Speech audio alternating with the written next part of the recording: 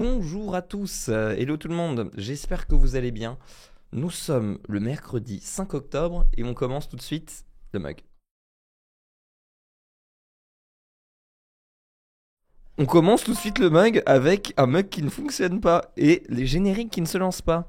Super, bah écoutez, c'est pas grave. Le premier mug du matin qui part totalement en cacahuète, le gros fail.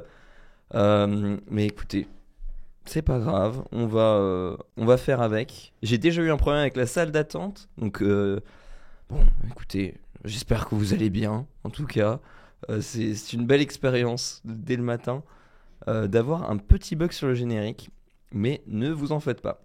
Exactement, c'est la faute de Guillaume. Il n'est pas là, et forcément, c'est de sa faute. Est-ce que là, le générique a envie de fonctionner? Je ne crois pas. C'est super. Mais écoutez, c'est pas grave. Excusez-moi, c'est un petit peu galère. Euh, Ah bah exactement. Guillaume il a fait exprès, il s'est dit tiens, c'est Léo qui fait le mug, on va le mettre un petit peu dans la sauce. Et franchement, ça ne... Il n'y a rien qui fonctionne. C'est vraiment génial. Un pur plaisir, mesdames, messieurs. Le kawa, lire en boucle.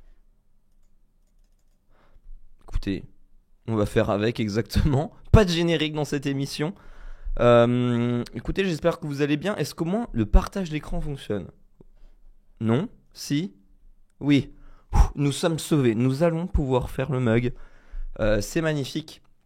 Est-ce qu'on retente une petite fois le générique ou pas? J'ai envie de tester.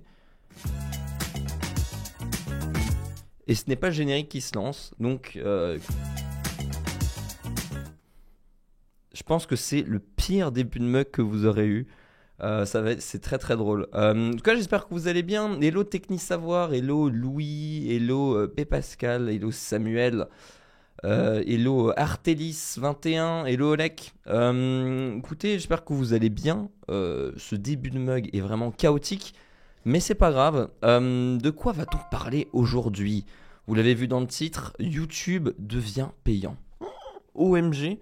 On va voir un petit peu ça en détail. On va parler des nouvelles fonctionnalités sur iOS 16.1. On va parler aussi de l'USB-C. Il y a des grosses nouveautés qui ont été annoncées sur l'USB-C hier. Quoi dont on va parler de quoi d'autre? Un peu de TikTok, un peu de Bitcoin. J'ai mis vraiment un petit peu tous les sujets qui pourraient faire polémique. Il faut bien se lancer un moment.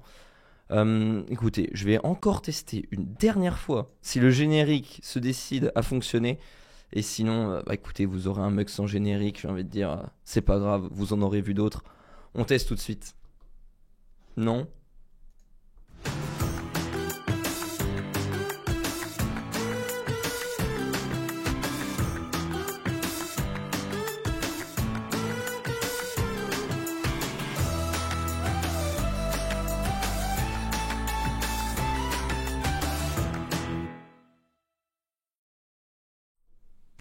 Applause, c'est magnifique quand ça marche.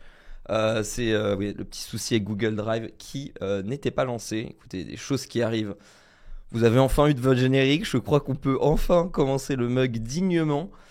Comme vous l'aurez remarqué, ce n'est pas Jérôme aujourd'hui parce que Jérôme et Guillaume sont en déplacement professionnel. Ils vous en parleront à leur retour, je pense, dans le mug. Et voilà, vous avez vu ce magnifique générique. C'est parfait.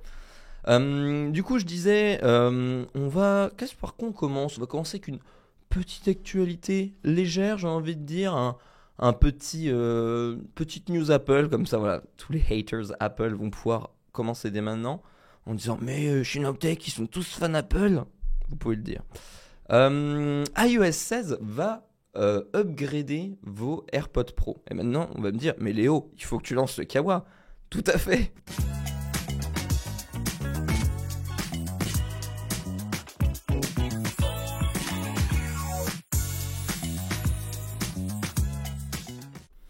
C'est magnifique quand les génériques fonctionnent correctement. Euh, je pense que voilà, on va enfin avoir un mug un petit peu plus normal. J'espère que vous n'êtes pas trop perturbés. Déjà que ce n'est pas Jérôme. En plus de ça, tout est pété. Donc, d'ailleurs, Jérôme est dans le chat. Hello Jérôme, j'espère que ça va. Écoutez, voilà. On va parler d'iOS 16.1 après ce début sur les chapeaux de roue, on peut le dire. Comme vous l'avez suivi lors de la dernière keynote Apple, Apple en fait avait annoncé sur les AirPods Pro 2 le mode de transparence adaptative. Qu'est-ce que le mode de transparence adaptative? C'est-à-dire que déjà sur les AirPods actuels, il y a déjà un mode de transparence. Donc en gros, soit vous avez les écouteurs avec réduction de bruit active, donc vous entendez rien autour de vous, soit vous les avez sans rien, donc juste la sensation d'avoir comme des intra-auriculaires, donc un peu sensation oreille bouchée sans rien, et le mode transparent qui donne la sensation et qui marche vraiment plutôt bien de rien avoir dans les oreilles et on entend son environnement autour comme si on n'avait pas d'AirPods ou pas d'écouteurs dans les oreilles sans avoir à les enlever, sans les avoir à enlever des oreilles. Ce qui est plutôt pratique. Mais ce qui se passe des fois, c'est qu'on est dans la rue. Moi, j'avoue qu'aussi dans la rue, j'ai toujours le mode transparence parce que tu as envie d'entendre ce qui se passe autour de toi, s'il y a une voiture, s'il y a un bus qui passe, etc. pour pas être vraiment dans ta bulle de musique. Mais des fois, tu as des travaux, tu as des bruits vraiment stridents, etc. Et ça te défonce les oreilles. C'est pour ça qu'Apple a annoncé dernièrement sur les AirPods Pro 2 la fonctionnalité de la transparence adaptative. C'est-à-dire qu'on entend tout correctement en transparence, mais tous les bruits très forts, très stridents, etc., ou très gênants en fait, sont atténués. Donc c'est en fait un mode transparence un petit peu intelligent. Et ça, donc du coup, ça avait été annoncé pour les AirPods Pro 2 lors de la dernière keynote. Et Apple, lors donc du coup de la bêta iOS 16.1, donc qui arrivera dans les prochaines semaines, cette fonctionnalité va aussi être disponible sur les AirPods Pro de première génération. Ça, c'est vraiment une super bonne nouvelle. C'est génial, en plus, j'avais surligné des trucs qui ont disparu. C'est vraiment le meilleur mug que j'ai fait pour le moment. Donc c'est MacRumors qui a annoncé ça. Et donc du coup, les utilisateurs concernés qui ont des AirPods Pro peuvent dès à présent, alors du moins ceux qui ont la bêta iOS 16.1, retrouver cette nouvelle fonction. J'imagine que là, de toute façon, les AirPods, ça se met à jour en arrière-plan. On peut pas forcer la mise à jour des AirPods. Et on peut pas forcer la mise à jour et ça se fait en arrière-plan dès qu'on a la nouvelle version de iOS. Les pas faux, je les avais déjà perdus comme ça. Gênant de pas avoir les oreilles pendant plusieurs jours. Je lis un petit peu le chat. Comme quoi le mode transparent sur les anciens AirPods serait un bug. Écoute, j'ai envie de dire à voir dans le futur. En vrai, ce serait bien que cette fonction soit dispo sur les AirPods Pro 1. Du moins pour l'instant, ceux qui ont iOS 16.1 peuvent déjà y accéder dans les réglages Bluetooth, dans les réglages des AirPods avec le mode transparence adaptative qui est présent. Alors, comme dit, les nouveaux AirPods, il y a une nouvelle puce H dedans qui est plus puissante. Sur les AirPods Pro de première génération, c'est la puce H1. Donc, j'ai envie de dire, est-ce que ça va bien fonctionner? Est-ce que ça va mieux fonctionner? Il y en a dans le chat qui disent aussi que c'était un bug. J'ai envie de dire, on va voir dans les prochains jours ce qu'il en est vraiment. Du moins, j'ai envie de dire, si c'est le cas, c'est plutôt cool.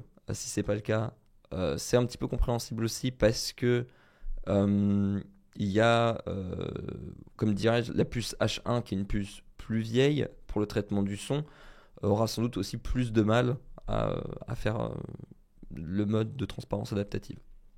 Mais voilà, je sais pas ce que vous en pensez dans le chat. Après oui, il y en a beaucoup qui disent que ça a été retiré de la nouvelle bêta pour les AirPods Pro 1. Après, j'ai envie de dire à voir. Alors, soit est-ce que c'est un bug, est-ce que ça réapparaîtra dans le futur? L'avenir nous le dira, j'ai envie de dire.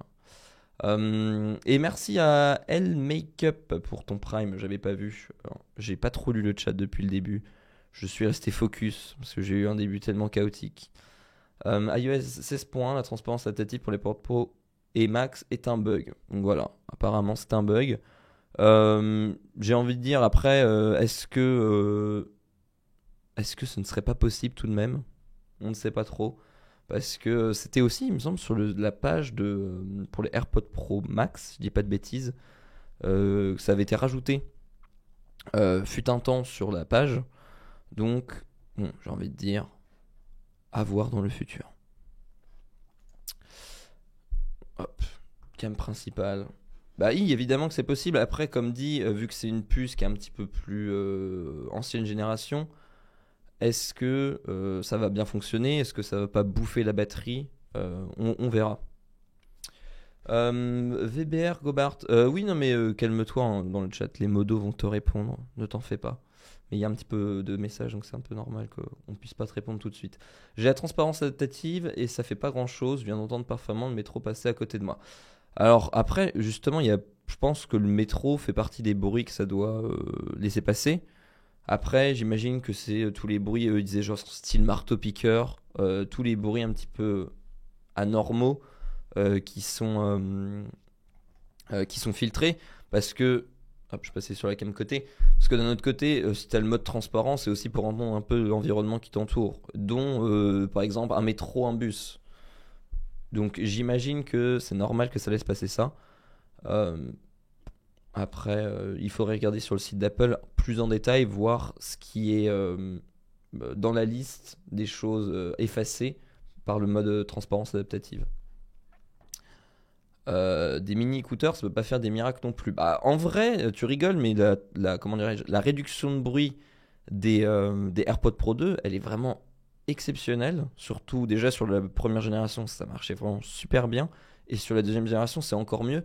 Et c'est assez fou de se dire que tu as la réduction de bruit active dans un si petit truc. C'est quand même assez impressionnant. Même moi, au début, quand il y avait, il y avait beaucoup de médias qui pensaient la même chose.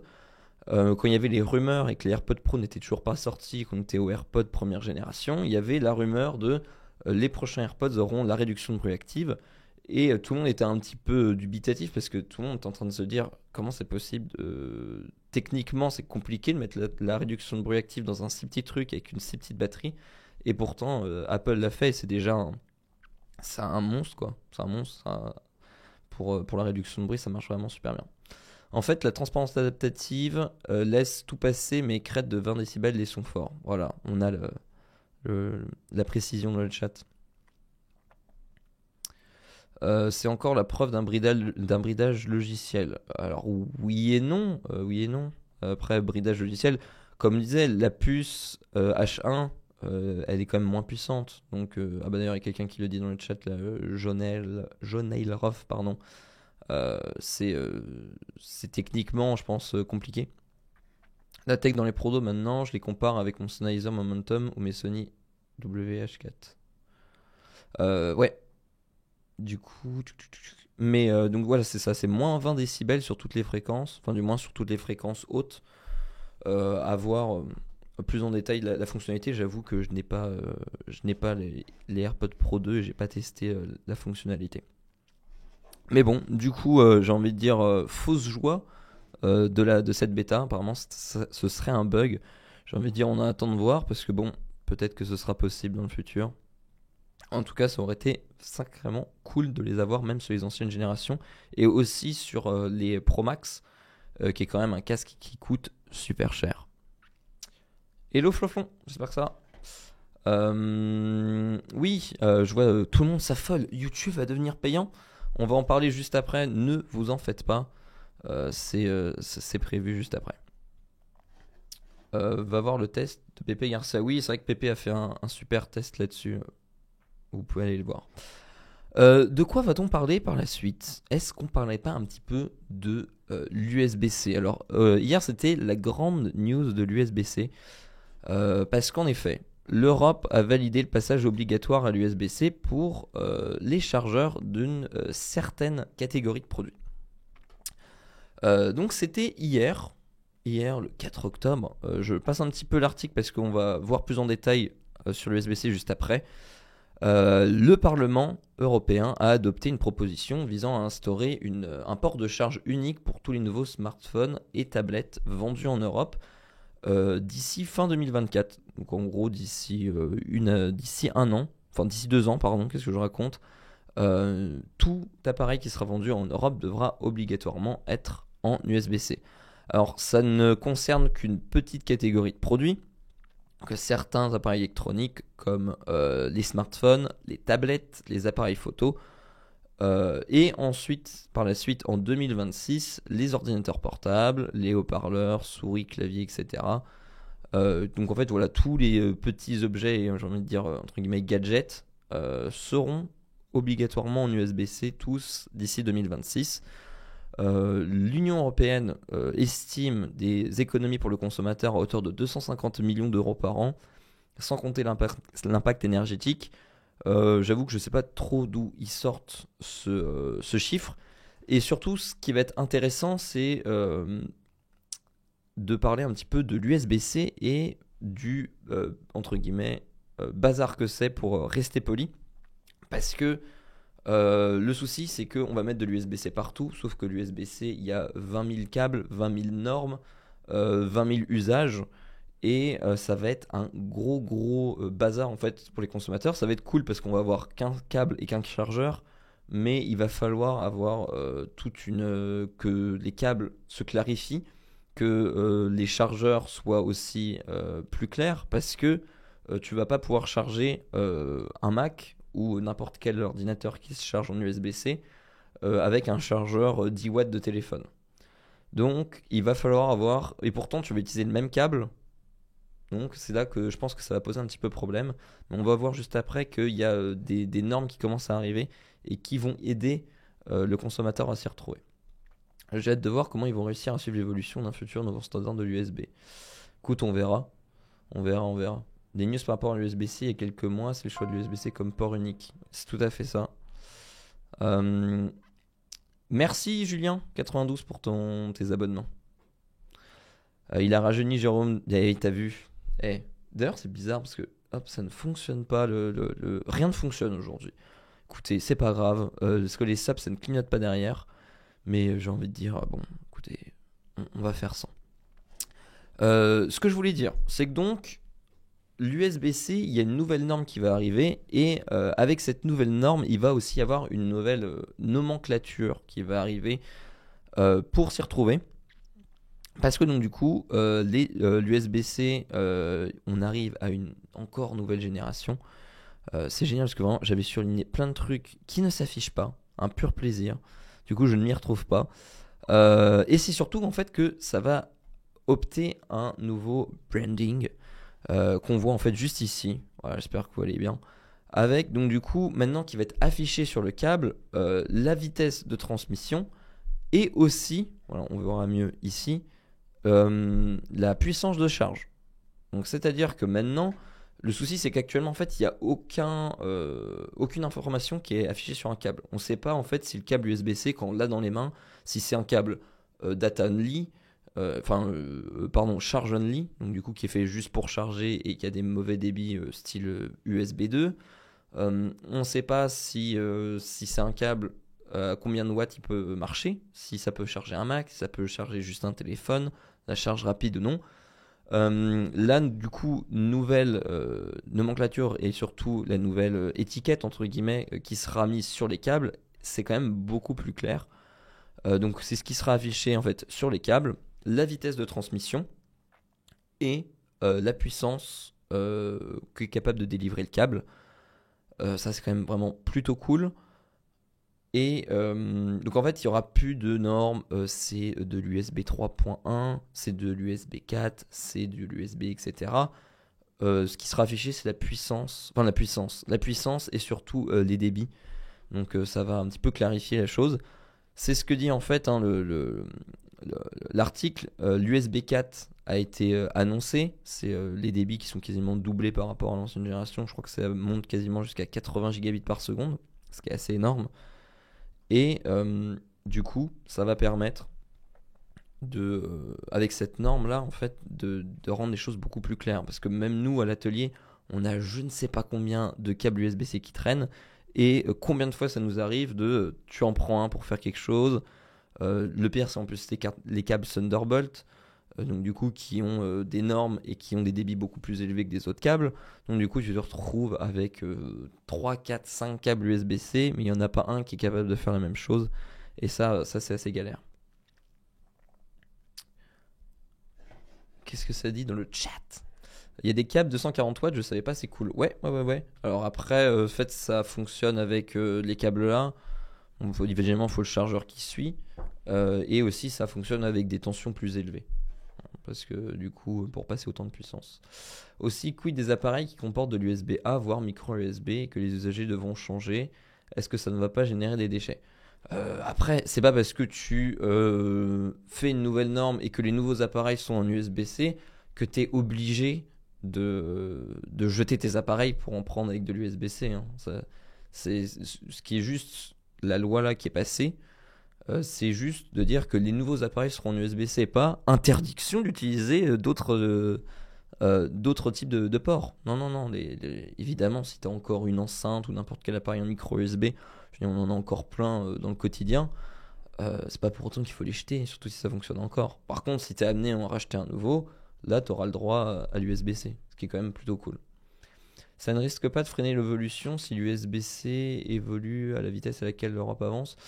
C'est une bonne question. Après, tu sais, il y a quand même tout le temps de transition. Hein. Quand tu regardes que l'USB-C, je vais regarder tout de suite. L'USB-C, ça fait combien de temps que c'est sorti?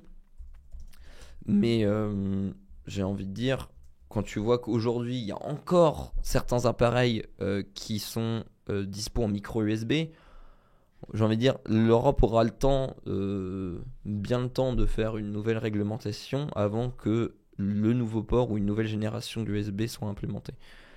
Je regarde en ce moment quand est-ce que ça a été commercialisé. À partir, en gros, d'août 2014, c'est là que ça a fait la première. Du moins, c'est là que ça a été designé, la première fois que ça a été publié. Et en gros, à partir de 2016, c'est là où ça a commencé à se répandre de plus en plus, quoi. Donc voilà, tu vois, 2014, ça a fait 8 ans que l'USB-C est sorti. Et tu vois, on en vient seulement à faire une réglementation.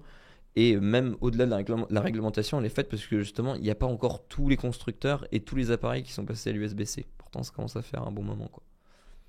Je suis juste un peu deg pour l'iPhone car c'était le Lightning, c'est un pur mal, là où l'USB-C c'est un mal qui encapsule une femelle. Oui, c'est totalement vrai. C'est vrai que l'USB-C est beaucoup plus fragile comparé au Lightning. Après, le Lightning, il n'y a pas du tout le même nombre de broches non plus. Il n'y a pas le même nombre de broches, oui, et donc du coup, tu as forcément des débits qui sont limités. Je ne sais pas si ça aurait été possible de faire un câble aussi, comment dirais-je, performant sous un form factor de Lightning, quoi. Je vais donner un exemple quand tu as besoin d'un câble qui puisse à la fois alimenter un écran et afficher des informations pour un deuxième écran. Tac. Oui, c'est vrai que c'est un petit peu compliqué. Comme du Thunderbolt, comme dit Léo Duff, dans le fond, ça change rien. Un consommateur ne va pas se contenter d'utiliser un seul câble unique USB-C. Il en achètera un pour chaque appareil, donc pas de réel changement. Oui, c'est vrai. C'est vrai que ça ne veut pas dire qu'on aura un seul câble chez soi pour tout faire.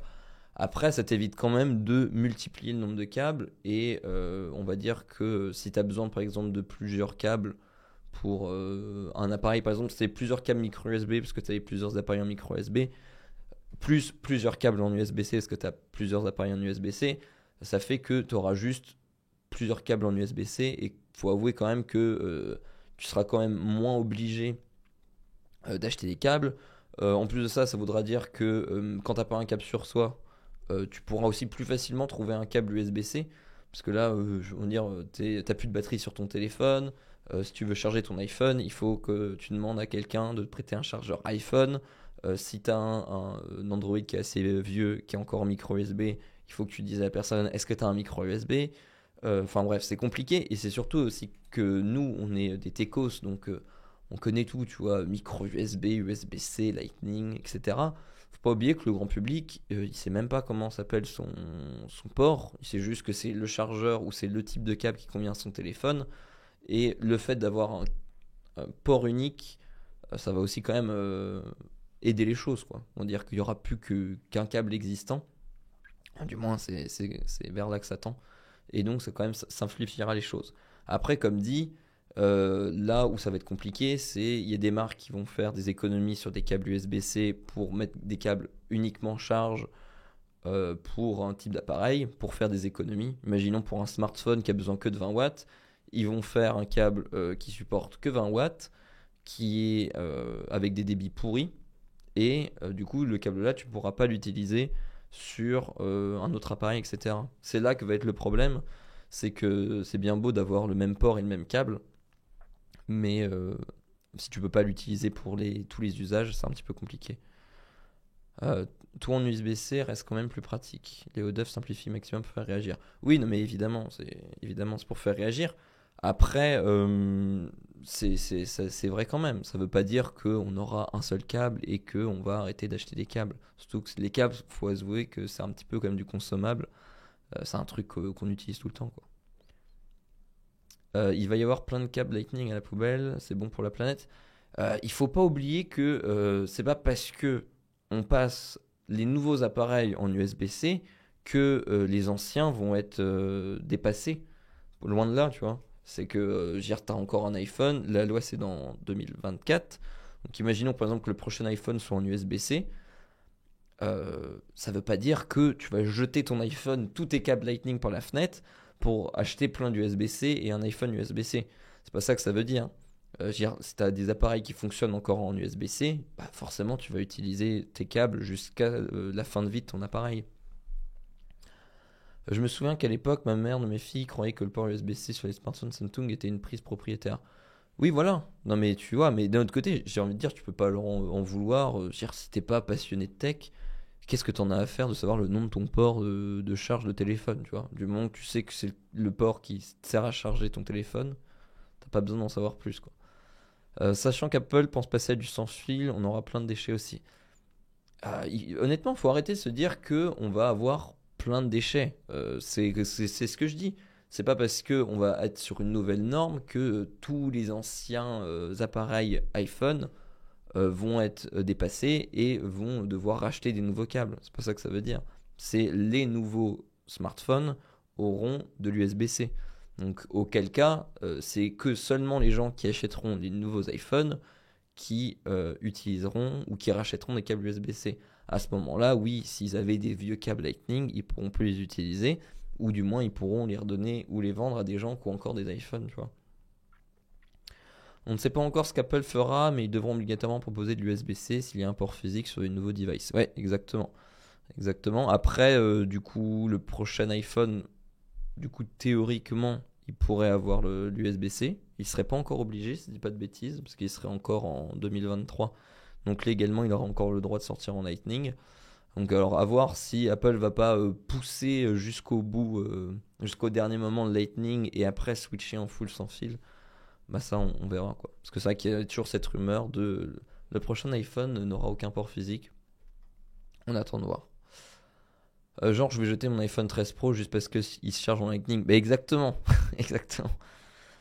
Fin 2024, je trouve ça long, ça devrait être obligatoire pour tous nouveaux appareils à partir de dès possible janvier 2023. Après, c'est les produits, ils sont pas faits en un mois et ils sont pas ingénieurs en un mois. Imagine, tu es une marque, tu as prévu de lancer un produit en janvier et tu l'as fait sans USB-C, où tu as commencé la production. C'est pour ça que les délais, ça laisse quand même 2 ans, un petit peu moins de 2 ans, ça laisse les choses venir en fait, et ça permet aussi aux constructeurs qui sont en train de développer leur futur appareil d'être au courant bien en amont, quoi, et pas d'ingénieur et tout, et de lancer des productions pour un appareil que tu pourras pas vendre. Après, c'est vrai que les marques, honnêtement, qui utilisent pas d'USB-C, sauf Apple qui garde son porte propriétaire, souvent les appareils qu'on trouve dans le commerce, même des petits accessoires, etc., qui fonctionnent en micro USB, souvent c'est des trucs un peu cheap. Et encore, il y a, comme exemple, il y a quoi? Il y a certaines enceintes Bose, pourtant Bose, c'est pas n'importe quelle marque, qui fonctionnent en USB-C. Et des enceintes pas si vieilles que ça qui ont un port micro USB-C, un port micro USB, pardon, et qui n'ont pas d'USB-C, ça c'est vraiment dommage. Donc iPhone 15 en Lightning, quoi, iPhone 16 en USB-C. Honnêtement, on sait pas. Je dis ça, l'avenir nous le dira.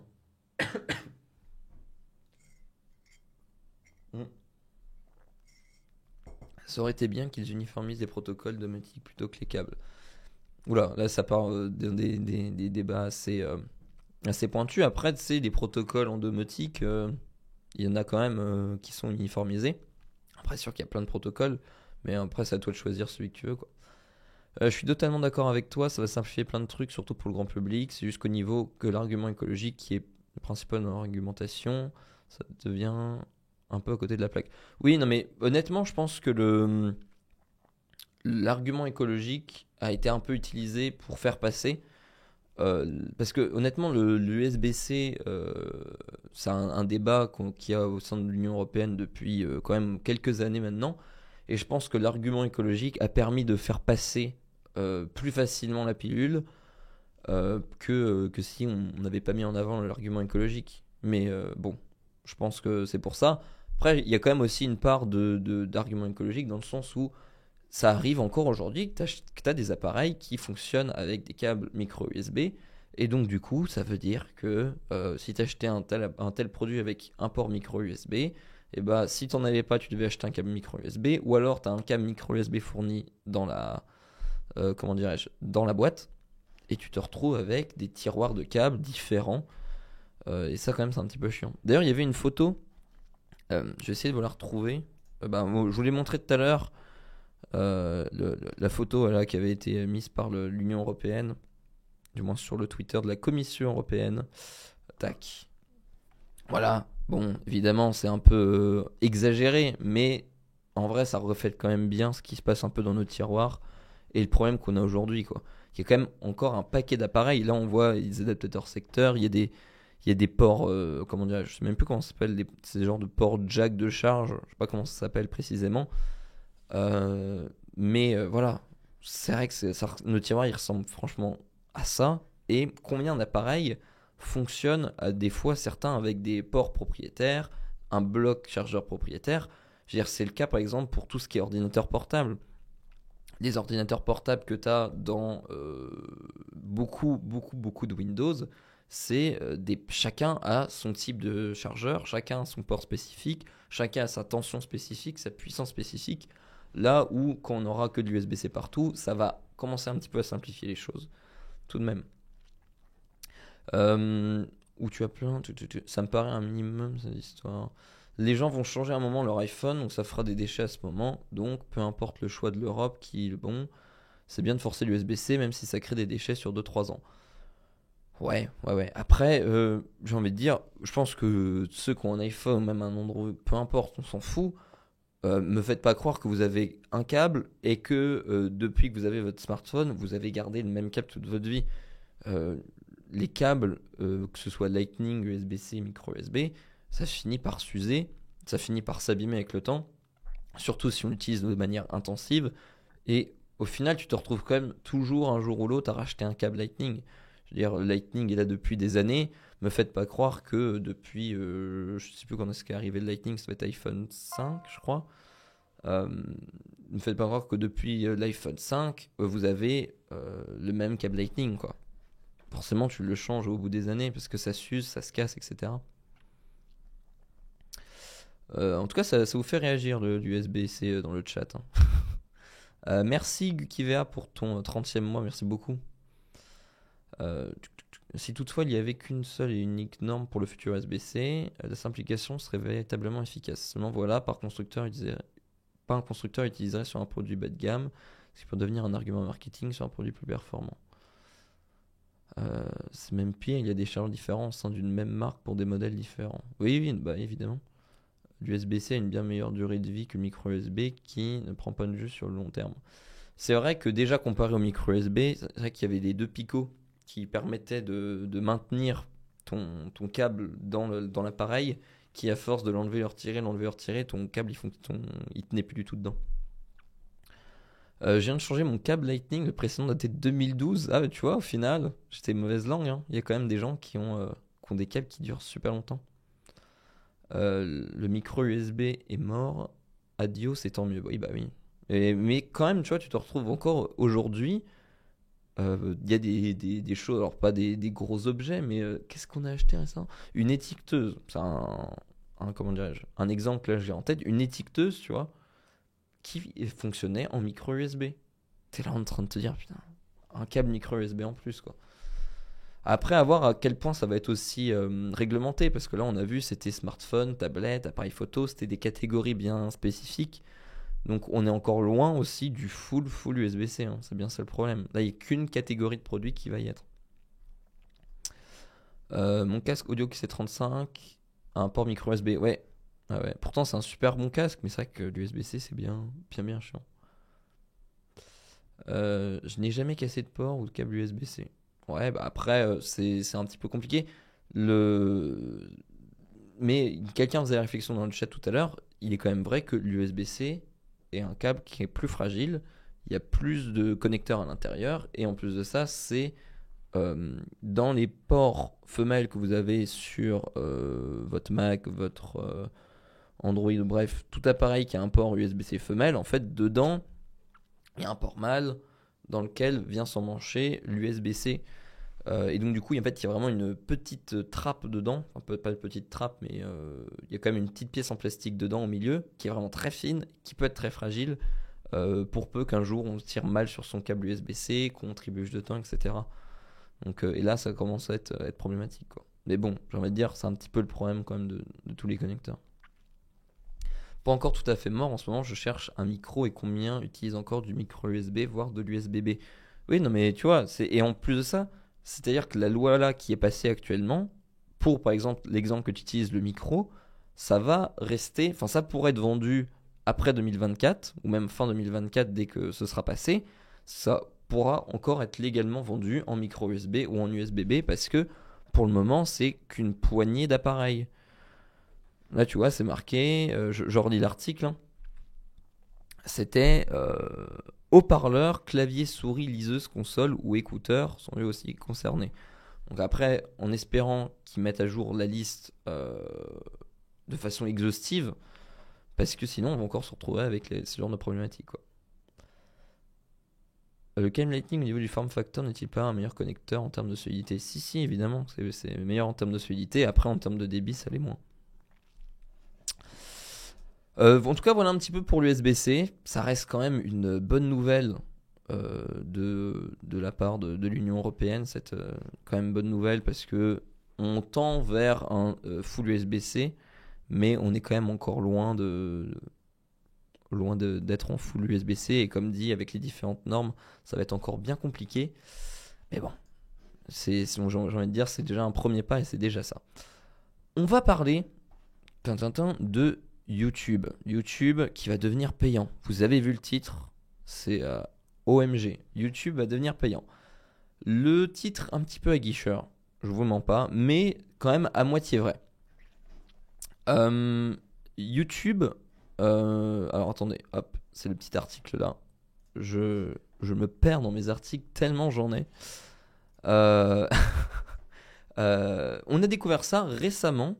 En fait, certains utilisateurs de YouTube ont en fait la fonctionnalité 4K qui était bloquée pour les utilisateurs free et en fait uniquement disponible pour les utilisateurs premium. Alors, ça fait un petit moment que YouTube cherche à gagner de l'argent parce que YouTube ça coûte très cher. Je vous envoie vers une vidéo qui date un petit peu de Jérôme, mais qui est toujours d'actualité sur le coût en fait de YouTube. Il faut se dire que YouTube ça a quand même des coûts énormes, que ce soit en bande passante, en stockage, en puissance. Il faut se dire que quand vous uploadez une vidéo sur YouTube, la vidéo elle est traitée, elle est exportée en plein de résolution, c'est-à-dire que vous l'uploadez en 4K. Votre comment dirais-je, votre vidéo, elle va être exportée. Donc il y aura le fichier 4K, ensuite le fichier 2K, ensuite le fichier 1080p, 720p, 480, 300, 360, 144. C'est-à-dire que déjà, vous envoyez un fichier, il faut une puissance pour convertir en différentes résolutions. Ensuite, il faut le stockage pour les différentes résolutions.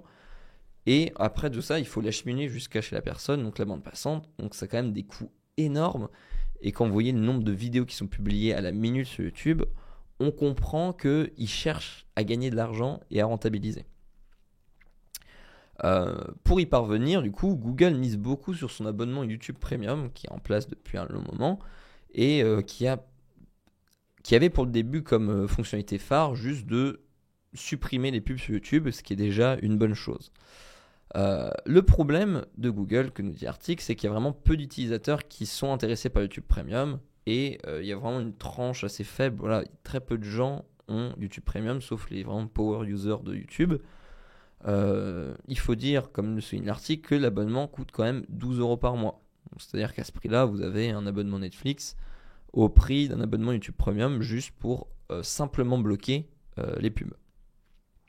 Alors qu'en plus de ça, c'est mal, mais en effet, il y a un nombre de gens qui gratuitement mettent un adblocker et en final se retrouvent avec la même fonctionnalité pour rien en fait, gratuitement. Même si ça nuit un petit peu au système de YouTube parce que justement toutes ces personnes-là qui utilisent un adblocker et qui n'ont pas YouTube Premium, ça pénalise 2 fois YouTube parce que de 1, vous regardez pas les pubs et de 2, en plus de ça, vous prenez pas l'abonnement. Donc Google a pris une nouvelle mesure pour convaincre de vous abonner à YouTube Premium. Il commence à baisser l'expérience de YouTube, par exemple pour la 4K, et à le mettre en fonctionnalité Premium exclusive. Alors, je vais essayer de vous retrouver ça. Donc, du coup, le dernier épisode en date concerne la 4K, comme l'ont remarqué plusieurs utilisateurs sur Reddit. Donc, pour l'instant, c'était plutôt aux US. YouTube envisage de rendre payant la diffusion de vidéos en ultra haute définition alors qu'elle a toujours été gratuite. Si ce changement venait être déployé mondialement, cela veut dire que les utilisateurs YouTube gratuits peuvent se contenter que de 1444p en maximum, y compris sur téléviseur 4K ou 8K. Et donc du coup, pour débloquer la résolution maximum, il faut prendre un abonnement YouTube Premium. Alors que ça fait des années que la 4K est payante et gratuite en fait sur YouTube. C'est même pas en fonction des opérateurs qui payent un peering YouTube ou pas. Écoute, pour le moment, ça a apparu aux US un petit peu en mode test. Alors voilà, là on voit sur... attendez, c'est pas sur le screen là. Je vais essayer de trouver un autre article où on voit le screen. Ce n'est pas du coup là aussi la première fois que YouTube brille de la qualité pour ses utilisateurs standards. Comme on l'a remarqué quelques puristes, il est impossible de regarder des vidéos en 4K HDR sur un iPhone si on n'est pas abonné à YouTube Premium. D'autres exemples vont dans le sens d'une baisse volontaire de l'expérience. YouTube pousse la vente d'abonnements. Par exemple, le nombre de publicités ne cesse d'augmenter ces derniers temps. Et en effet, on avait vu sur les bumper ads, les fameuses pubs qu'on ne peut pas supprimer. Je vais essayer de vous retrouver ça. Voilà, c'était sur un subreddit, quelqu'un qui a eu, je crois, plus de 10... j'ai coupé le son. Qui a eu, je crois, plus de 10 pubs à la suite non skippables, enfin non passables, comme vous pouvez le voir, voilà, 6 sur 10, et qui s'est retrouvé avec je sais pas combien de pubs comme ça sur le téléviseur que tu peux pas passer. Donc on sent quand même que YouTube est un peu pas en PLS, mais commence à se dire il va falloir sérieusement rentabiliser cette plateforme parce que ça doit coûter méga cher, quoi. 1440p c'est déjà incroyable, pas besoin d'aller jusqu'en 4K. Oui, non mais après tu vois, genre quand t'as un téléviseur 4K, quand tu regardes un truc en grand, t'es quand même content pour certaines vidéos. Par exemple, simple exemple, pur hasard, une vidéo Nowtech, t'as envie de la regarder en 4K, tu vois, si t'as l'appareil qui va avec. Après je suis d'accord que la 1080p c'est déjà amplement suffisant et que je pense qu'il y a je sais pas combien, je veux dire au moins plus de 80% des gens qui regardent du contenu sur YouTube le regardent en 1080p et que ça convient parfaitement. Nowtech est en 4K, évidemment, depuis des années, t'as tous les contenus Nowtech qui sont en 4K. Vous en pensez quoi dans le chat? J'ai essayé aussi de vous retrouver, j'aimerais bien vous retrouver en fait comment dire, le screen en fait où on voit la fonctionnalité qui est bloquée en 4K. Parce qu'en fait, du coup, quand vous allez dans la liste la liste des résolutions, tu voyais que 4K c'était supprimé. Apparemment, ce n'est pas. Il n'y a pas de screen dans ce. Je vais essayer de vous retrouver ça. Il n'y a pas de screen dans l'article là. Premium.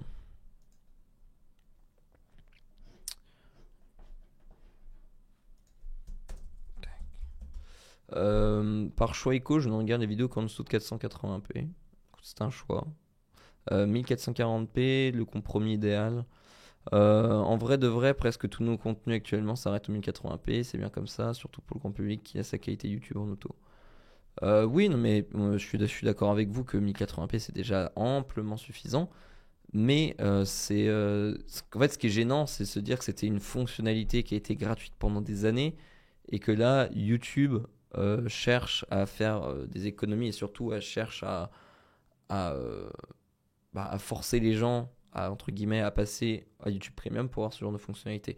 J'ai retrouvé voilà, le fameux screen, en fait, voilà comment ça s'affichait et ce qui s'affiche chez certains utilisateurs aux US. Voilà, vous voyez, dans la liste des résolutions, vous avez le 200, enfin du coup le 4K qui est disponible uniquement en premium.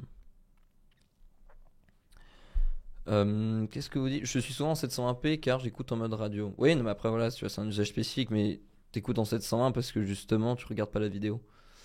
Après, vous êtes sur notre tech team, je sais pas, Nvidia vend des cartes graphiques pour faire des colonies fusées dans l'espace, toujours plus cher, il n'y a jamais eu autant d'utilisateurs. De bande passante qu'en 2022, pas plus anti-chirurgie que. Ouais, oui, c'est sûr que c'est pas plus. C'est vrai qu'il y a aussi ce côté où le fait de limiter à la 4K, enfin limiter d'aller à 4K, ça fait aussi moins de bande passante pour YouTube. Et donc, du coup, des utilisateurs qui étaient habitués à regarder leurs vidéos en 4K sont contraints à prendre des résolutions plus basses. Donc, du coup, ça fait aussi moins de bande passante parce que la 4K ça consomme énormément. Et ou sinon, soit tu changes ta qualité, soit tu prends un abonnement YouTube Premium. En vrai, j'ai testé pour les 2 mois gratuits offerts, je suis resté parce que franchement, c'est pas mal YouTube Premium. Honnêtement, je suis d'accord avec toi, YouTube Premium, c'est. Moi aussi, je l'ai parce que donc, c'est le seul abonnement que j'ai pas Netflix, etc. Mais je regarde tellement YouTube que franchement, YouTube Premium, c'est tellement bien. T'as pas les pubs, t'as la fonction de téléchargement, t'as la fonction de lecture en arrière-plan sur iOS, qui est assez incroyable. Euh, Merci Harry Potter pour ton 10e mois. Merci beaucoup. Ce serait plus écologique de ne pas uploader en 4K. Exactement aussi, parce que c'est sûr que c'est pas parce que tu regardes dans une qualité basse. Si tu regardes dans une qualité plus faible, ce que tu économises, c'est tu fais des économies enfin, écologiques, entre guillemets, sur la bande passante.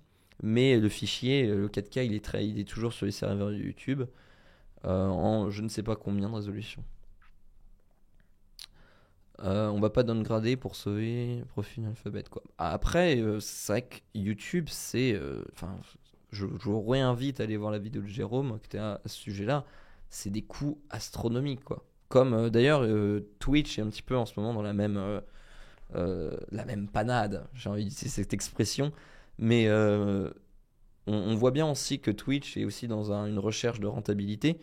YouTube, on sait que ça fait que très peu de temps qu'ils sont rentables et à mon avis, s'ils viennent à faire ce genre de comment d'action, c'est qu'à mon avis, on doit être à la limite du rentable. Twitch est dans la même sauce en ce moment. Ils sont en train de repasser les abonnements pour les gros streamers, de répartition des revenus de 70-30 à 50-50, etc. On sent que tout le monde, toutes les grosses plateformes là, sont à la recherche de rentabilité. Est-ce que c'est des plateformes qui sont techniquement, qui demandent de la puissance, de la bande passante? C'est vraiment astronomique, quoi. Sur Android, les gens peuvent virer les pubs en piratant. Oui, non, mais évidemment, t'as toujours des apps. Je sais que sur Android, t'en as. Sur Google, enfin sur n'importe quel navigateur, tu mets un adblocker et t'as plus les pubs. Après, honnêtement, c'est un petit peu. Enfin, c'est vrai que pour nous, Nowtech, tu vois, bah, forcément, tu le ressens, les gens qui utilisent les adblockers. Et encore plus sur des chaînes tech, parce que les gens sont encore plus au fait que ça existe. Il y a des gens qui ne savent même pas que des adblockers existent. Euh, mais sur Nowtech, évidemment, une grosse partie de l'audience est au courant. Donc forcément, tu le vois aussi dans tes revenus. Et tout le monde y est perdant, tu vois. YouTube est perdant, les créateurs sont perdants. Donc aussi le fait de mettre en avant YouTube Premium, savoir que YouTube Premium ça rémunère mieux aussi les créateurs pour le moment. Et comparé à quelqu'un qui met un adblocker qui, en fait, comment dire, qui pénalise et YouTube et le créateur. YouTube partage les revenus de l'abonnement.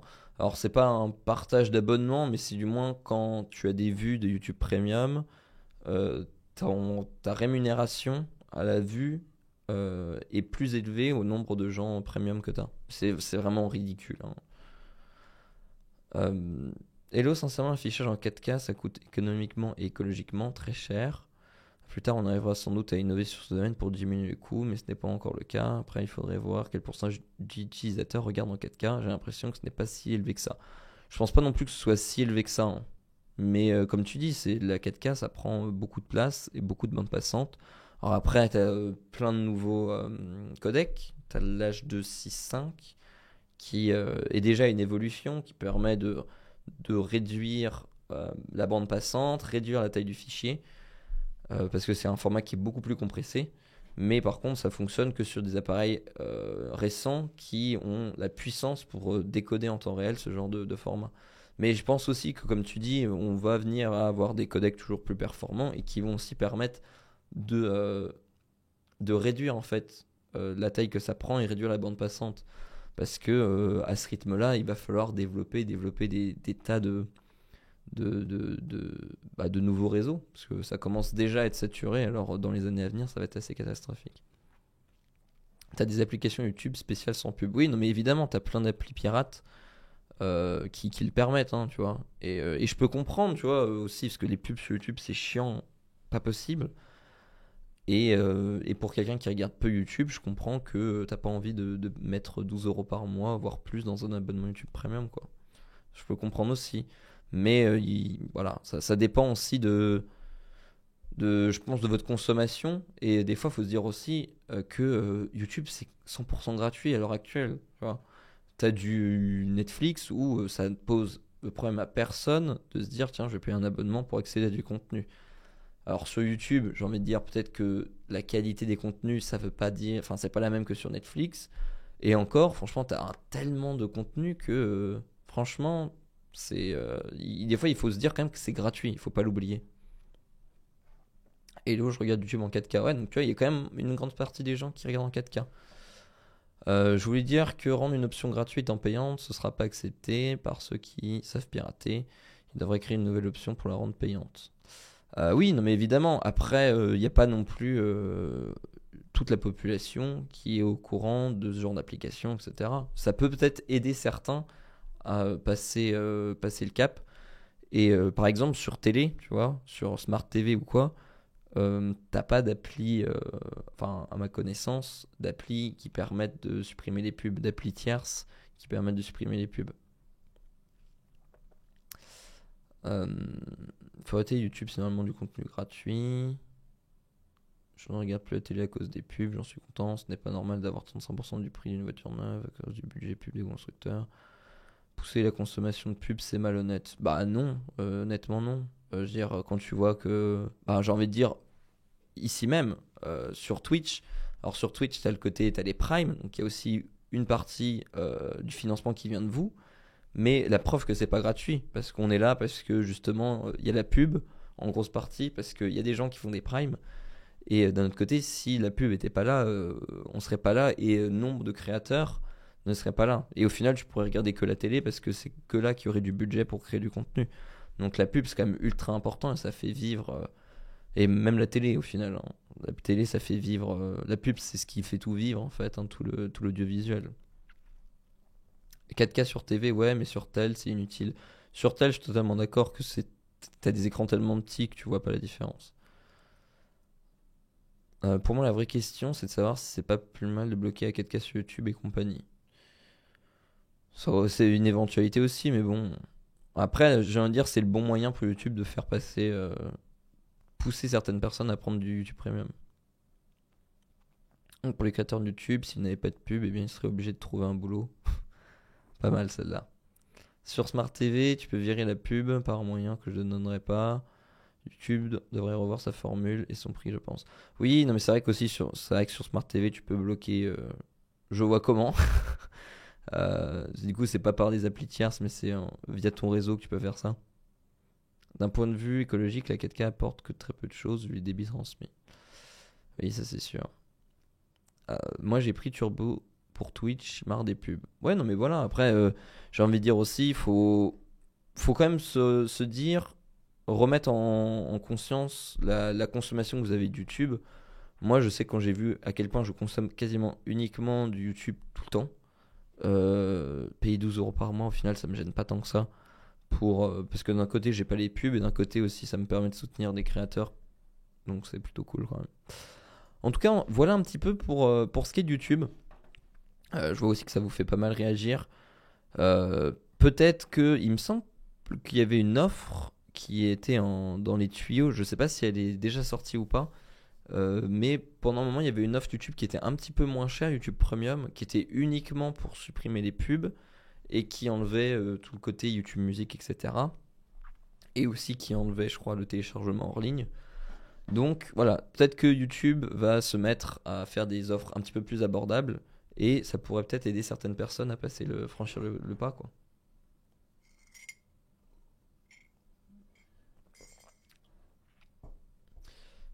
12 € pour Twitch, 15 pour Netflix, 9 pour Disney+, 16 pour YouTube.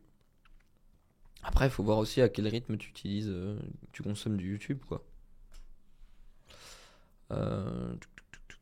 Clairement, faut se poser la question, réfléchir. Après, oui, je vois, il y en a pas mal dans le chat qui en parlent. Il y a aussi toutes ces. Alors, soit vous passez par des plateformes, ça ne nous regarde pas, mais vous pouvez prendre un abonnement famille et vous le partagez à des potes, etc.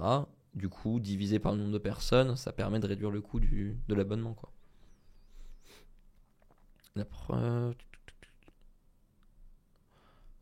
Le modèle tout gratuit va beaucoup changer en effet actuellement et de solutions majeures de rémunération, c'est la pub ou l'accès payant. Patreon, YouTube, Tipeee, ça reste encore très à la marge. Oui, non, mais évidemment, de toute façon, c'est le problème du tout gratuit. On a été dans une période où tout était gratuit et on sent bien qu'au fil des années, les taux se resserrent et qu'au final, le tout gratuit, en fait, c'est difficile. Si on n'accepte pas les pubs, c'est difficile de faire du tout gratuit.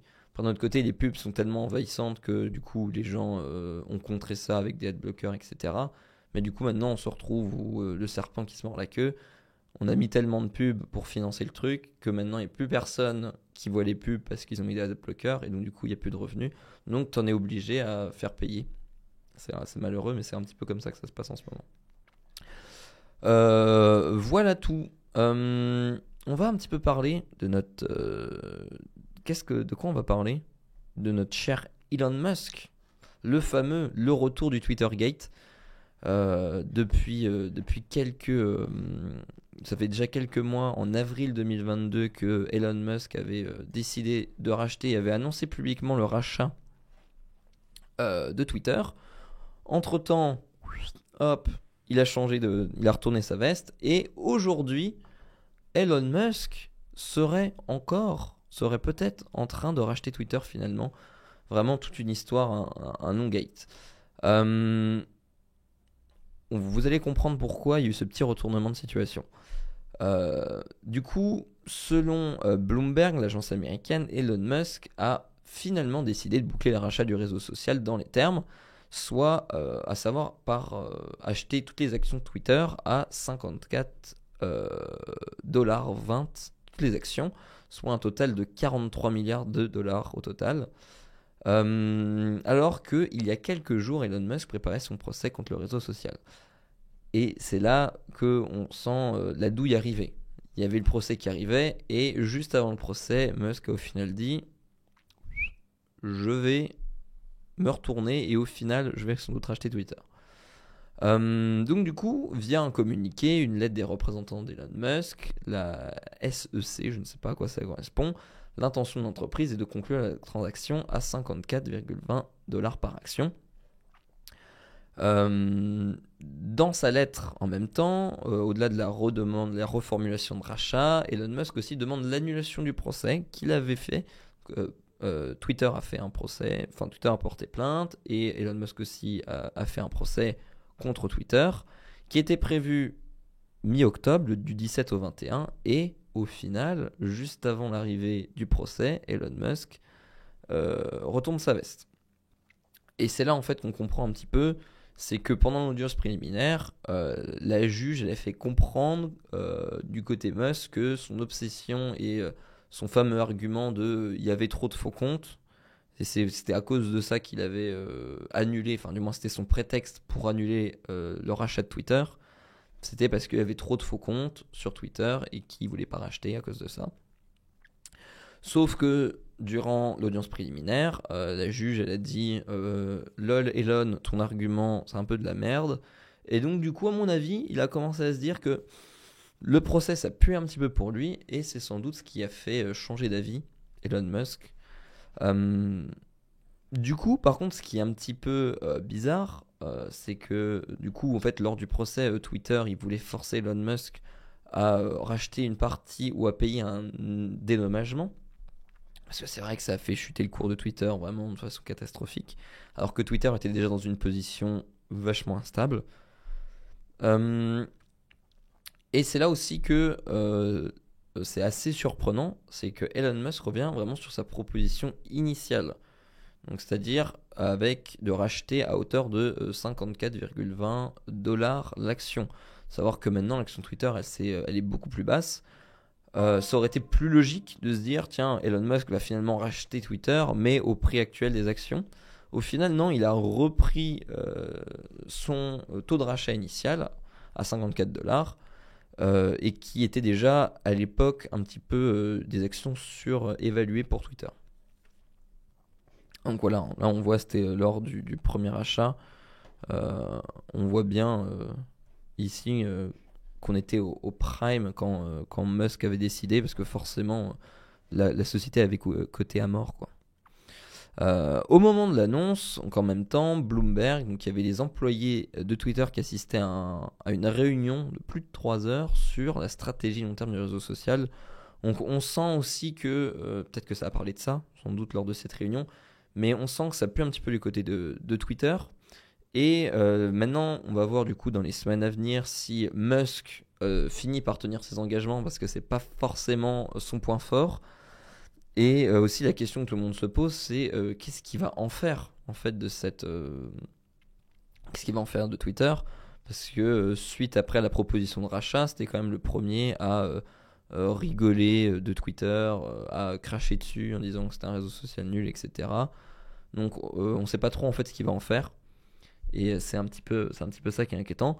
Donc à voir dans les jours à venir, mais on va dire que je pense que on ne sait pas encore les vraies raisons. Je ne sais pas si on connaîtra les raisons du retournement de situation, mais l'audience préliminaire et le procès qu'il avait au fait, je pense que ça l'a un petit peu fait réfléchir et qu'il s'est rendu compte qu'il avait au final pas tant, il avait plus trop de chances de s'en sortir, quoi.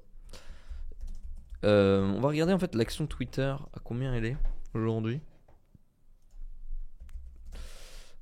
Tac. Twitter action. Ah, quoique, là, oui, là, forcément, elle a augmenté. Ah, oui, pardon, excusez-moi. Le screen que je vous ai montré tout à l'heure, c'était actuellement. Je vais repasser ici, voilà. Tac. Voilà, en fait, c'est le cours avait chuté à peu près à 42. On va se mettre sur en vue mois. Donc là, ça devait être. J'imagine que le pic là, un des deux pics là, ça doit être quand Musk avait dit lol, je rachète pas. C'est plutôt en vue année, ouais, voilà. J'imagine que là, c'était les périodes où il a dit au final, je rachète pas. Et là, ça a augmenté récemment du fait que Musk dise yes, je rachète. À voir vraiment comment ça va se finir, parce que on a bien vu au début les tournures que ça avait pris. On était persuadé que Musk allait racheter et au final il s'est retourné. Donc est-ce que c'est encore un gros coup de com' de la part d'Elon? Bonne question. On verra ça dans les jours à venir. Mais je crois qu'il s'ennuie dans sa vie. Ah, peut-être un peu, ouais. C'est clair. Ça reste encore. Vous parlez. On sent que le sujet de la 4K YouTube, ça vous a bien fait réagir. Et merci d'ailleurs Léaude 69 pour ton Prime, ton 15e mois, merci beaucoup. Ouais, voilà, Twitter a pris 20% hier, ce qui est assez énorme, hein. De toute façon, Elon est le maître des comment dirais-je, des gestions de cours. D'ailleurs, ça lui a valu quelques amendes. Je sais plus c'était à cause de quoi. Mais d'un autre côté, en fait, il tweet toujours plein de trucs. Donc, du coup, il manipule les actions des marques. Parce que du coup, il promet, la dernière fois, il promettait qu'il allait racheter Twitter. Donc, forcément, les actions ont grimpé. Et je sais plus pour quel autre truc il avait fait ça. Ou même pour Tesla. Des fois, il annonçait des trucs. Ou pour SpaceX, il faisait des annonces overpromise. Ça fait monter les cours. Au final, on se rend compte que c'est pas du tout le cas. Et que c'était un gros mytho. Ça refait dégringoler les actions. Il a indiqué que Twitter n'était pas terrible justement pour acheter la plateforme au plus bas de l'action stratégiquement. C'était malin, non? Oui, mais donc du coup que justement là où c'est assez surprenant, c'est que il a pas fait ça pour baisser. Enfin, peut-être qu'il a fait ça pour baisser le prix de l'action, mais en tout cas la proposition de rachat qu'il a faite, il s'est réindexé. Pardon, je regarde là sur les actions euh, d'avril 2022, quand c'était à hauteur de 54 et 20 dollars, je crois, quelque chose comme ça. Oui, voilà, c'était pour les cryptos. Et, oui, bah oui, le Dogecoin to the moon. D'ailleurs, on va parler crypto un petit peu après. C'est le petit sujet croustillant, les graviers qui arrivent. Je regarde un petit peu les sujets qu'on a évoqués. Un petit peu de légèreté. On va parler, enfin, légèreté, pas vraiment, pas du tout en fait. Mais on va parler du coup de la fonction Crash Detection sur l'iPhone 14. C'est génial parce que j'ai toujours mon système de surlignage AC qui a repris, qui a un petit peu du mal. Ce matin, il n'y a vraiment rien qui va ce matin, mais c'est pas grave. Malheureusement, et au final, je veux dire, ça nous permet aussi un petit peu de voir que ça fonctionne. Mais il y a eu, du coup, lors de la dernière keynote, Apple qui a annoncé la fonction Crash Detection, donc du coup, qui va détecter lors d'un accident, surtout accident de voiture, via l'iPhone 14 et via l'Apple Watch série 8, des accidents. La fonctionnalité, en gros, c'est si vous avez un accident, ça le détecte, c'est censé le détecter automatiquement. Et si vous ne réagissez pas dans les 10 secondes, ça appelle les secours à votre place. Ce qui est quand même très pratique, comme le dit l'article, pour les accidents dans zone rurale, où, comme le dit l'article aussi, la majorité des accidents n'impliquent qu'un seul véhicule, tout seul, une perte de contrôle. Vous tirez droit dans un champ, dans je ne sais quoi, et vous êtes, pour peu que vous êtes dans une zone rurale, qu'il n'y ait pas de voiture qui passe, c'est en pleine nuit, on ne vous voit pas. Il y a de nombreux accidents qui se passent comme ça, où au final, la personne étant inconsciente ne peut pas appeler les secours, et personne n'a vu l'accident, personne n'a vu, et donc du coup, souvent, il est toujours trop tard. C'est là que Apple arrive avec sa nouvelle fonction Crash Detection. Et c'est ce que nous dit l'article, c'est ce qui est arrivé donc du coup ce week-end dans le comté de Lincoln, où la police a été prévenue par un téléphone Apple, un iPhone 14, grâce à la fonctionnalité Crash Detection, parce que du coup la personne était inconsciente. Donc le véhicule, si vous voulez tous les détails, était une Honda Accord noire qui a traversé la route d'un coup avant de foncer dans un arbre. 5 des 6 personnes présentes dans la voiture sont alors décédées sur le coup, donc c'est quand même un très violent accident, et tragique surtout. Et la dernière personne qui avait un iPhone 14 sur elle a du coup alerté les secours. Enfin, l'iPhone a alerté les secours grâce à la fonctionnalité Crash Detection. Du coup, les secours ont pu intervenir et la personne a pu être transportée à l'hôpital, mais bon, qui est quand même malheureusement décédée. Même si c'est pas un article très joyeux, euh, voire pas du tout, ça nous permet quand même de voir que la fonctionnalité Crash Detection fonctionne, mais du coup que sur certains types d'accidents et dans certaines, comment dirais-je, situations particulières. C'est ce qu'a testé le Wall Street Journal, qui, lors de la sortie de l'iPhone 14, ont fait plusieurs tests et plusieurs situations pour tester un petit peu le mode Crash Detection, et ça ne fonctionnait pas. En fait, ça ne fonctionne pas si l'accident survient très rapidement après le démarrage de la voiture. Parce qu'en fait, comment ça fonctionne? Euh, En fait, c'est l'iPhone, en fait, il faut qu'il détecte un cas d'usage, et il faut qu'il se rende compte que tiens, on est dans une voiture, et donc du coup, je lance la crash detection. Parce que sinon, ça voudrait dire que si c'était tout le temps actif, En gros, tu fais tomber ton téléphone par terre, ça détecte un accident. Donc du coup, c'est pour ça que les capteurs, ils ont besoin de détecter un pattern de je suis dans une voiture. Et c'est pour ça qu'il faut souvent quelques minutes pour que l'iPhone se rende compte, tiens, je suis dans une voiture, on est en train de rouler, je vais activer la détection de crash. Pour le moment, comme dit l'article, ça ne peut pas être allumé manuellement par l'utilisateur, ça se déclenche tout seul en arrière-plan. Après, voilà, eux ils disent voilà, quelques centaines de mètres passés à rouler, donc c'est vraiment le temps que l'iPhone comprenne qu'on est en route pour que comment dirais-je, la fonctionnalité soit active, qui est aussi active sur l'Apple Watch Series 8 et la nouvelle Apple Watch SE. Comment ça fonctionne d'ailleurs? L'article nous le rappelle. En fait, le téléphone ou la montre hurle pendant 10 secondes avec un compte à rebours qui se déclenche. Et au bout de ces 10 secondes, si on n'a pas si on n'a pas annulé le déclenchement, ça appelle pour vous les secours. Et c'est quand même une fonctionnalité qui, avouons-le, est pratique. Et malheureusement, dans le cas là, c'était trop tard. L'accident était beaucoup trop grave pour qu'il puisse s'en sortir indemne. Mais pour peu que ce soit un accident, j'ai envie de dire, entre guillemets, un petit peu plus soft, pour peu que vous perdiez conscience, c'est quand même arrive assez rapidement, surtout dans ce genre d'accident, bah c'est quand même cool de se dire qu'on a cette sécurité-là avec l'iPhone. D'ailleurs, je peux vous le dire en tant que... J'ai eu moi aussi un accident de moto il n'y a pas longtemps. Et du coup, j'ai une appli pour ça. Je pense qu'il y a certains motards, c'est Liberty Rider. Et ça fonctionne comme ça. Alors pour le coup, c'est à nous de le déclencher. Mais en gros, quand je suis tombé en moto, alors là, je crois que Liberty Rider, je crois que c'est 30 secondes ou une minute, je ne sais plus. Et en gros, du coup, ça détecte l'accident. Pareil, ça hurle, c'est détection d'accident. Et c'est à vous de dire oui ou non, je vais bien, pas besoin d'appeler les secours. Ou si vous faites rien, ça appelle les secours à votre place. Et en fait, c'est quand même bien, quoi, parce que encore plus à moto, je veux dire, t'as encore plus de chances de tomber. La preuve, je suis tombé.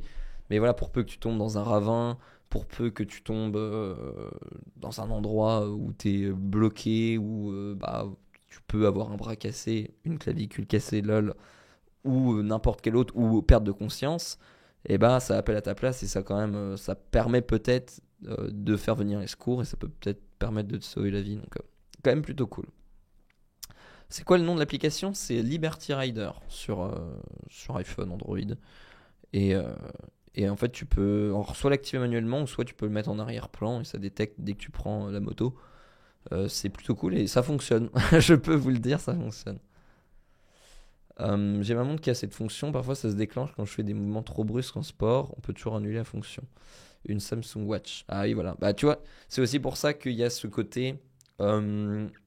C'est ce qu'il disait dans l'article. Ça se déclenche pas tout de suite parce qu'il faut que l'Apple Watch, pour éviter justement les faux positifs, il faut qu'elle ait détecté qu'on est en route et qu'on est en voiture, quoi, pour éviter ce genre de choses. Petite précision. Ouais, ça parle d'autres sujets dans le chat. Même pour vélo, ça arrive. Ça fonctionne. Écoute, aucune idée. Aucune idée. Je sais pas. Je suis pas sûr que ça fonctionne pour le vélo dans le sens où t'as des plus faibles vitesses. Mais ouais, j'avouerai que je sais pas du tout. La fonction SOS de Liberty Rider est payante. Oui, c'est vrai que j'ai pas précisé que l'application n'est pas gratuite et que la fonction SOS est payante, évidemment. Après, moi, j'avais un airbag.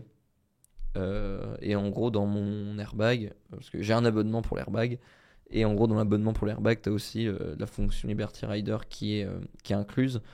Bon, voilà. Honnêtement, si vous faites beaucoup de motos, c'est quand même. Franchement, ça vaut le coup quand même. Même si ça coûte cher, et ils profitent de ça pour vous faire payer méga cher l'abonnement. Quand même, la vie, ça vaut quand même plus que ça, quoi. Apparemment, certaines assurances paient de l'abonnement. Ouais, tout à fait. Il faut regarder sur le site, mais dans certains contrats d'assurance moto, ils te payent. T'as Liberty Rider offert, ou même il y en a certaines assurances qui prennent en charge l'airbag. Surtout que voilà, quand on est en moto, honnêtement, pour être tombé récemment, je vous conseille fortement de bien vous équiper. Et surtout, j'ai envie de dire, pour le prix que c'est pas non plus c'est pas non plus des tarifs exorbitants. euh, mettez ça de côté, mettez un peu d'argent de côté pour vous protéger, parce que c'est quand même bien plus important. On va dire c'est 500 euros les mieux investis de votre vie, je pense. Même si je souhaite pas qu'il vous arrive quelque chose, mais on sait jamais. Pour le vélo, il y a la fonction de détection de chute. Pareil, quand on marche, on court, pas la même fonctionnalité que pour les accidents, mais le même principe. Oui, c'est vrai que si tu as toujours en fond aussi la détection de chute, je ne sais pas si ça fonctionne sur vélo, j'imagine. J'avoue que c'est un petit peu compliqué de tester. Enfin, en gros, il faut vraiment tomber pour tester la fonctionnalité. Euh, J'imagine que dans l'algo, la montre, téléphone détecte un fort mouvement, puis que la personne ne bouge plus du tout, capteur, accéléromètre, et hop, ça déclenche l'alarme. Je pense que c'est surtout au niveau de l'accéléromètre. En fait, l'accéléromètre va détecter un mouvement, je pense, linéaire d'une voiture. Donc c'est à partir de ce moment-là que ça va se déclencher. Et dès qu'il va y avoir un choc, euh, ou un accéléromètre, enfin un accident c'est souvent violent, donc l'accéléromètre, à mon avis, le graphe il doit faire, il doit monter à un pic. Et ça fonctionne comme ça. Après, de toute façon, c'est tous les systèmes de détection de chute, ça fonctionne avec des algos où ils enregistrent en fait différents patterns de types d'accidents. Qu'est-ce qui se passe au niveau de l'accéléromètre, etc. Et c'est avec toutes ces données-là qu'ils peuvent détecter via l'accéléromètre et les autres capteurs l'accident. C'est comme ça que ça fonctionne. La fonction de chute doit être amusante à tester en saut à parachute. Je pense pas que ça fonctionne parce que quand tu sautes en parachute, tu fais un saut continu. La détection de chute, c'est vraiment si tu tombes par terre et qu'il y a un choc.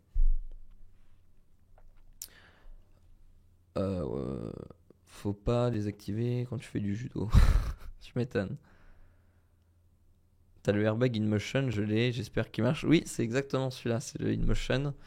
Et d'ailleurs, eux, en fait, ça fonctionne un peu gravier, mais pareil, en fait, pour la détection de chute, quand vous avez eu un accident, justement, en fait, vous pouvez envoyer les datas parce qu'il y a un petit boîtier qui est connecté en Bluetooth au téléphone. Et en gros, quand vous avez un accident, vous pouvez sortir les logs de l'accident. Eux, ils les recueillent. Alors, c'est si vous donnez votre accord, évidemment. Et eux, en fait, ça leur permet d'améliorer et de nourrir leur algorithme pour voir en gros, comment ça se passe pendant l'accident et améliorer la détection de chute. Et du coup, oui, je confirme qu'il fonctionne. Euh, oui, je pense que c'est que l'accélération dans le sens de la gravité. Oui, exactement. En tout cas, voilà un petit peu tout pour cette nouvelle fonctionnalité sur l'iPhone. On sait malheureusement que ça marche. Enfin, heureusement que ça marche, mais bon, la façon dont on le sait, c'est un petit peu malheureux. Mais bon, c'est la vie, j'ai envie de dire. J'ai eu un faux positif en faisant mon ménage du dimanche. Je crois que j'étais trop énergique, puis je m'arrêtais pour écouter la vidéo de Pepe Garcia pour ensuite refrotter de manière énergétique. Le Jérôme a eu le même problème. Je crois que c'était la même chose en faisant le ménage, je crois. Où ça lui est arrivé quelques fois de le faire détecter pour du ménage. Ça, c'est marrant. On va tout de suite continuer sur un gros sujet. Je pense on s'arrêtera là-dessus après. Sur la consommation énergétique du Bitcoin. C'est le moment débat, c'est le moment de se taper dans le chat. Non, mais j'ai trouvé cet article assez intéressant. Alors, hop, à chaque fois ça bug le système de surlignage. Je suis obligé d'en souligner une partie pour que le reste s'active. Voilà. C'est un débat explosif, comme le dit l'article, où personne n'est d'accord. Le Bitcoin consomme-t-il trop d'énergie ou est-ce une dépense normale? Et l'article, en fait, parle un petit peu de nouveaux chiffres qui sont sortis et une nouvelle fois, les chiffres sont contradictoires. C'est des études donc, du 27 septembre 2022 avec des nouveaux chiffres, une nouvelle étude de l'université de Cambridge qui démontrait que la production de Bitcoin ne représentait que 0,10% de toutes les émissions de gaz à effet de serre, avec quand même 48,35 mégatonnes de CO2. Le 29 septembre, donc 2 jours après, une nouvelle étude publiée par la revue scientifique Nature fait part à des conclusions totalement différentes, où, selon eux, les chercheurs, le minage de Bitcoin aurait un impact sur l'environnement semblable à celui de l'industrie de la viande de bœuf et celle du pétrole brut. Donc quand même deux gros éléments bien fatas dans les émissions de CO2. Donc on va voir un petit peu dans l'article pourquoi les deux sujets et surtout les deux études sont tellement contradictoires. Et en fait, c'est surtout ce n'est pas les mêmes choses et les mêmes données qui ont été traitées.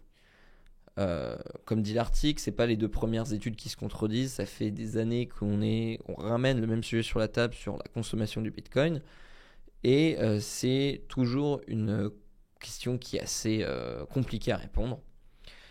Qu'est-ce qui a fait que les deux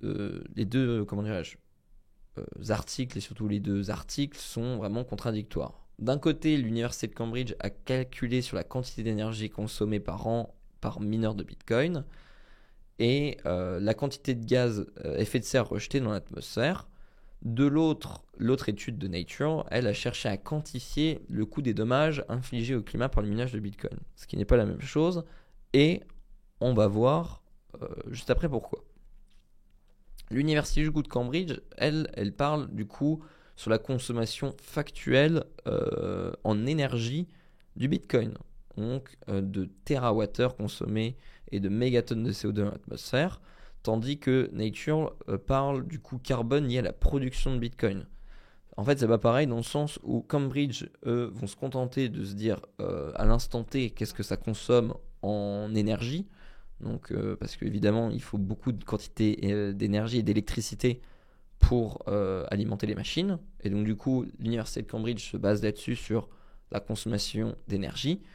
Là où Nature va aller un petit peu plus loin et va prendre plus le problème dans sa globalité et va prendre aussi en compte l'impact carbone lié à la création et la construction, la fabrication du matériel électronique utilisé. Nature, eux, ils ont calculé un coût total du Bitcoin à hauteur de 75,4 TWh d'électricité, c'est quand même énorme. Et Cambridge estime plutôt qu'il s'agissait de 95,42 TWh. Alors déjà là, les chiffres de base sont pas les mêmes. Et les données, elles sont tellement divergentes qu'en fait, il n'y a pas de chiffre exact. C'est-à-dire qu'à chaque fois, c'est des estimations. Et je veux dire par là, on n'a pas la conso exacte. On n'a pas la conso exacte de chaque mineur de Bitcoin, ni la source d'énergie exacte. C'est des estimations. On nous le dit, l'estimation de la consommation en énergie des mineurs se base sur l'adresse IP. Or, cette adresse ne montre pas la réalité de l'endroit et donc n'est pas forcément représentative du mix énergétique. En gros, ce qui se passe aussi, c'est que, on nous le dit après dans l'article, en fait, l'adresse IP, ça va permettre de connaître la localisation des mineurs et donc du coup d'estimer quelle est la source d'énergie. Si c'est du nucléaire, si c'est du gaz, si c'est du charbon, etc. On nous dit aussi que du coup, qui est utilisé par l'industrie de la crypto pour illustrer cette différence, c'est celui des énergies fatales, un terme qui décrit le surplus d'énergie produit mais non utilisé. Alors du coup, ces surplus qui sont parfois utilisés par des mineurs, notamment en Chine, avec de l'énergie hydroélectrique. En gros, ce que veut dire par là, c'est que souvent, l'industrie des cryptos, ils se défendent en mode l'énergie là, c'était de l'énergie en trop, et donc autant l'utiliser. Ce qui est à moitié vrai, mais surtout à moitié faux. Et la Chine, qui est le pays en effet qui est le plus polluant au monde, comptabilise ayant un mix énergétique le plus carboné qu'il ne l'est en réalité. Donc du coup, le calcul par adresse IP, comme on nous le dit, est faussé. Et en plus de ça, les mineurs, il y en a beaucoup qui changent la localisation de leur adresse IP, surtout dernièrement en juin 2021, quand une partie des mineurs chinois ont été obligés de se cacher ou étaient contraints d'arrêter parce que la Chine avait sorti un décret qui interdisait le minage de crypto-monnaies en proof of work. Là, donc du coup, on arrive sur l'autre partie que j'expliquais tout à l'heure. Les émissions du Bitcoin, nous dit Hugues Fairboeuf, très joli nom, qui avait dirigé un projet d'étude sur l'impact du numérique et l'environnement, nous dit que l'émission du Bitcoin, ça vient aussi du fait qu'on produit des équipements pour le minage. Et ça, c'est totalement vrai. La création du Bitcoin, ça passe par la création de blocs. Et pour créer des blocs, il faut un protocole de Proof of Work. Vous en avez déjà entendu parler, je sais pas combien de fois dans le mug et ailleurs. Proof of Work, en gros, c'est une preuve de travail. Donc, c'est des machines qui font des calculs en continu. Et en gros, c'est cette preuve de travail qui permet de sécuriser le réseau. La deuxième plus grosse crypto, qui était l'Ether, vient de passer d'un Proof of Work à un Proof of Stake, qui est un autre protocole, et qui fait que ça, c'est un protocole, enfin c'est du moins une méthode de validation qui est beaucoup moins énergivore que le Proof of Work, mais qui a aussi un petit peu ses limites. Mais pour ça, je vous invite à suivre des experts crypto style Asher qui vous l'expliqueront bien mieux que moi. Donc du coup voilà, il y a en fait deux cas. Il y a un article qui prend en compte que la consommation énergétique, l'autre qui prend en compte la consommation énergétique plus la consommation de production. Parce qu'il faut savoir qu'il y a aussi énormément dans les fermes de minage des produits qui sont développés uniquement pour le minage de crypto-monnaies. Il y a des mineurs GPU, donc qui utilisent des cartes graphiques. Je vais dire, c'est entre guillemets les moins pires, c'est du moins les plus détestés en tout cas des gamers, parce que c'était à cause de ça en grande partie qu'il y avait des pénuries de composants et surtout des pénuries de GPU. Là j'ai envie de dire c'est un petit peu le moins pire dans le sens où les GPU ils auront une seconde vie, ils ont un second usage dans l'absolu. Au-delà de l'utiliser pour miner des cryptos, on peut l'utiliser pour son usage premier qui est de l'utiliser pour du jeu ou pour du calcul vidéo. Le problème, c'est aussi qu'il y a des ASICs, donc c'est en fait des ordinateurs qui sont spécialement conçus et ultra optimisés pour miner une crypto-monnaie en particulier. Et il y a des ASICs Bitcoin, il y avait des ASICs Ethereum qui donc du coup il doit y avoir des milliers d'ASICs Ethereum, donc des machines juste conçues pour miner de l'Ethereum, qui là, vu que l'Ethereum n'est plus minable en Proof of Work, et finissent à la poubelle. Et ça par contre c'est une réalité. C'est que vu que ça a été uniquement conçu pour ça, et que ça n'avait qu'un usage particulier, là c'est fini, et c'est plus utilisable, et ça fait du déchet électronique. Et ça par contre c'est assez catastrophique. Et c'est ça aussi que prend la deuxième étude du magazine Nature. Et c'est ça qui est pour moi aussi le plus gros problème. C'est il y a le côté consommation énergétique, mais il y a aussi le côté où il y a plein d'ASICs qui sont développés pour ça, qui sont ultra performants, qui permettent d'être rentabilisés très vite, mais qui deviennent aussi très vite dépassés. Je sais plus le terme, comment on dit, je sais plus, je vais dire outdate, mais bref, je sais plus, mais bref, c'est assez dépassé, ça ne sert plus à rien, c'est plus assez performant, ça consomme trop et ça finit à la benne. Là où des mineurs de GPU qui utilisent des cartes graphiques, quand les cartes graphiques sont plus aussi performantes qu'avant ou consomment trop par rapport à leur puissance délivrée, dans l'absolu ça peut toujours être revendu à des gamers et j'ai envie de dire on a toujours besoin de GPU, du moins ça peut avoir une deuxième vie, c'est moins grave. On nous dit aussi, au-delà de ça, au-delà de l'énergie consommée qui est déjà énorme, on nous parle qu'il y a aussi une différence entre l'énergie consommée et l'énergie produite, car une partie se perd.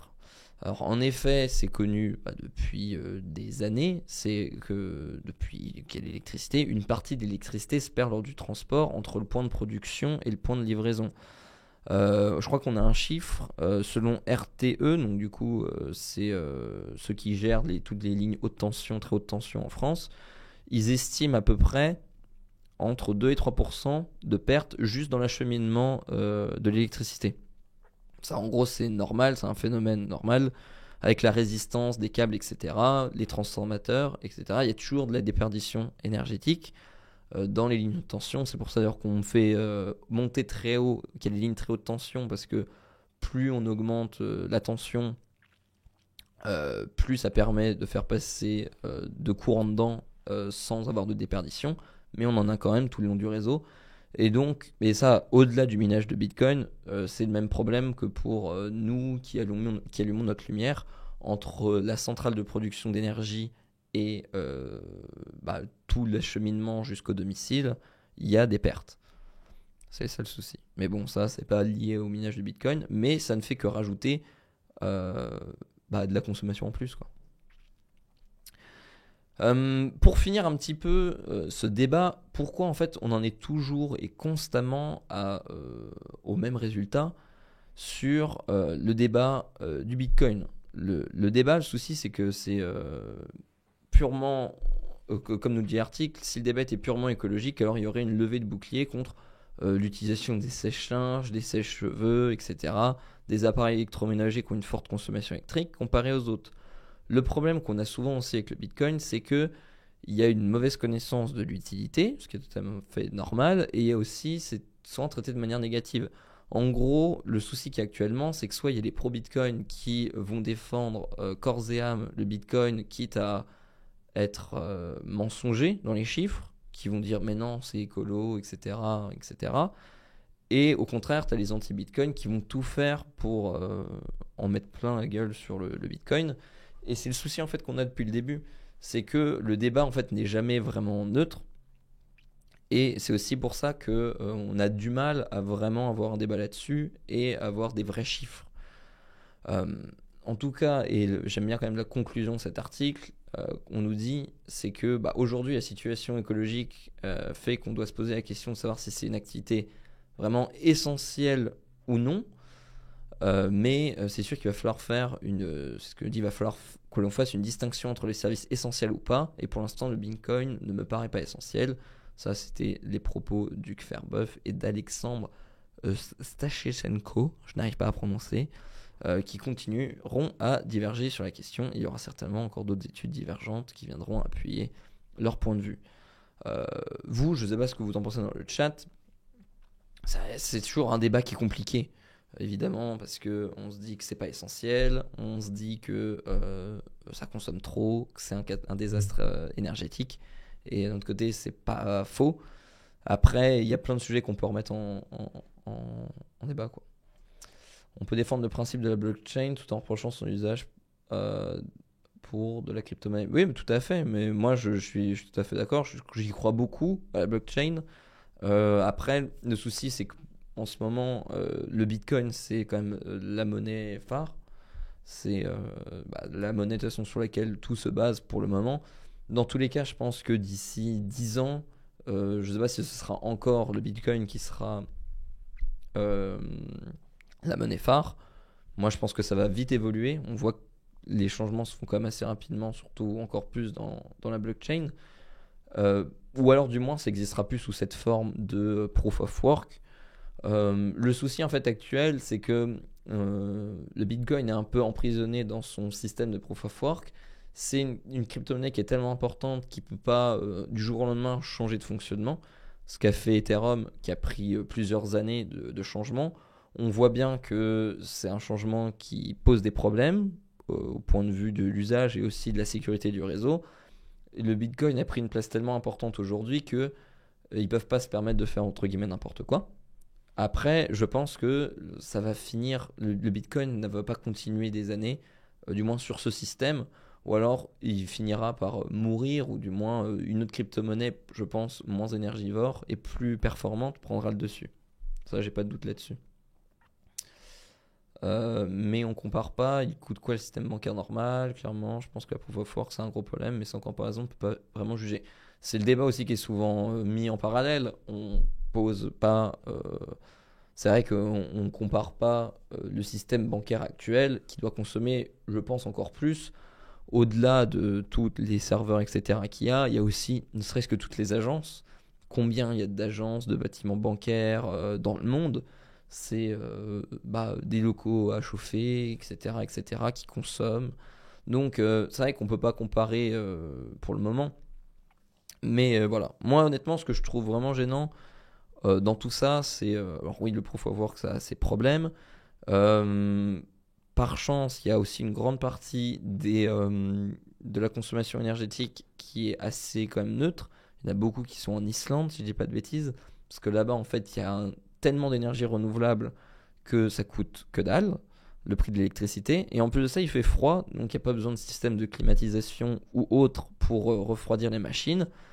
ils mettent juste des ventilateurs qui soufflent l'air frais de l'extérieur vers l'intérieur et ça consomme entre guillemets pas grand chose. Après, honnêtement, le souci c'est plus pour moi au-delà de la consommation énergétique, parce que la consommation énergétique ça se discute, surtout la consommation matérielle électronique qui est franchement un désastre. Et c'est plus ça moi qui me gêne. C'est pas tant les mineurs de GPU, etc. Je trouve que c'est un faux problème. Après, de l'autre côté, c'est une partie, comment dirais-je, plus faible, surtout que maintenant l'Ethereum n'est plus disponible. Donc, c'est quasiment que des ASICs, donc que des machines uniquement conçues pour ça, qui dans quelques années vont être jetées, littéralement, pour en acheter des nouvelles, plus performantes et qui consomment moins d'énergie. Parce que de toute façon, le minage de crypto-monnaies, c'est toujours dans un but à recherche de rentabilité.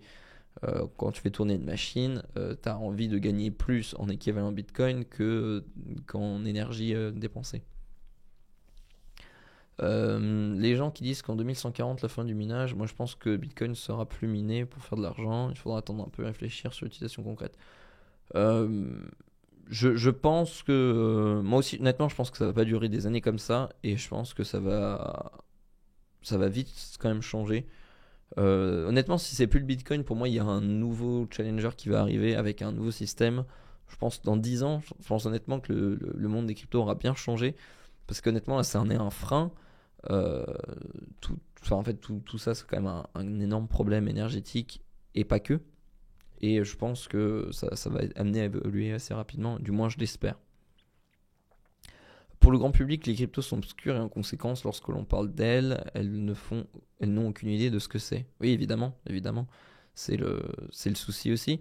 D'ailleurs, il y a Asher qui a sorti une première vidéo, je crois qu'il n'a pas sorti la deuxième, qui a sorti la première vidéo d'une série sur justement la consommation du Bitcoin, qui a été vraiment bien documentée et qui temporise un petit peu, qui sort un petit peu le vrai du faux de ce qu'on peut entendre.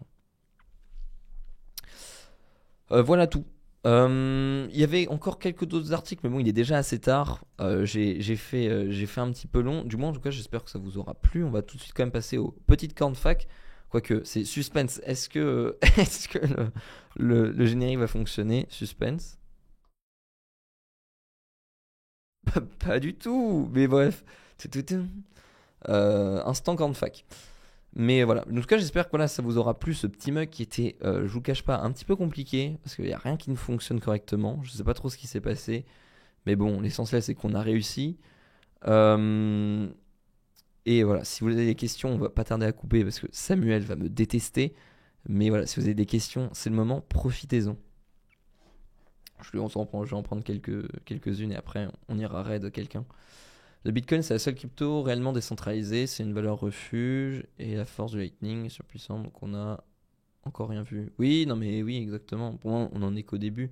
Et comme le disaient des personnes, c'est encore un peu obscur, c'est compliqué à comprendre et c'est pas du tout grand public, mais je pense que dans les années à venir, il va y avoir des usages qui vont se développer. Et moi, j'y crois vraiment à la transition des systèmes bancaires actuels à un passage sur la blockchain. C'est un signe, le générique ne fonctionne pas, c'est la fin du mug. Euh, T'as bien remplacé Jérôme? Non, pas encore. Il faut que je dépasse un petit peu là. Encore 5 minutes et là je pourrais être à la place de Jérôme. Faire un mug bien long. On te déteste dans 1 minute. J'attends que ça. J'attends que ça. Je vais regarder un petit peu s'il y a des questions. Tac tac dans le chat. Ça consomme moins en relatif car t'as pas besoin d'une config de gamer pour la production et l'utilisation de l'euro. Il faut attendre la fin du minage dans quelques années. Ouais, je pense qu'on n'en est pas, on n'en est pas encore là, mais ça devrait arriver. On l'espère. C'est quoi ton activité principale en ce moment? Activité principale, je suis alternant chez Nowtech. Et en gros, du coup, je suis en études un jour par semaine. Et après, je travaille le reste de la semaine chez Nowtech où je fais plein de choses très sympathiques. Mais sinon, maintenant, je m'occupe principalement de toute la gestion, entre guillemets, commerciale, plus pour tout ce qui est OP, sponsor, parce qu'il faut bien manger.